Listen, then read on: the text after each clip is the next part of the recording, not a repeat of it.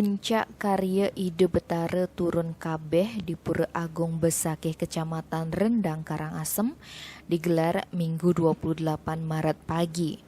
Upacara besar yang berlangsung setiap tahun ini merupakan kali kedua pada masa pandemi COVID-19.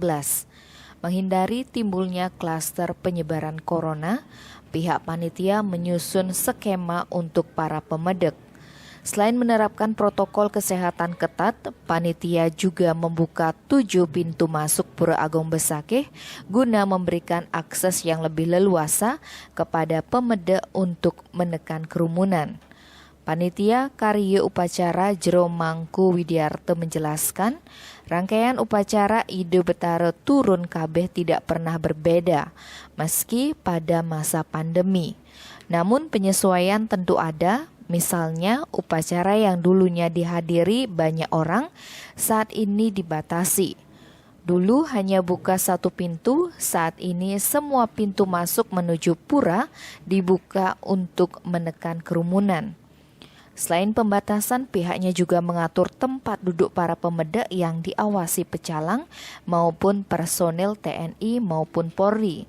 Di antaranya dengan membuat garis-garis jarak duduk. Selain itu, semua pemedek wajib memakai masker. Meski demikian, kondisi ini tidak melunturkan makna kegiatan, sebab dari komponen hingga tingkatan upacara tak ada yang diubah. Bahkan ada upacara khusus dipersembahkan agar corona cepat berlalu. Sebanyak 33 sulinggih dilibatkan untuk memimpin rangkaian upacara, baik di Penataran Agung, di Catur Lawe, Catur Lokepale, dan Catur Dawe. Pada masa pandemi ini, seluruh panitia termasuk pemangku, pengayah, dan lainnya yang terlibat di Besakih sudah mendapatkan vaksin COVID-19. Rangkaian karya Ide Betara turun kabeh di Pura Agung Besakih berlangsung hingga 8 April. Tim Bali Express melaporkan.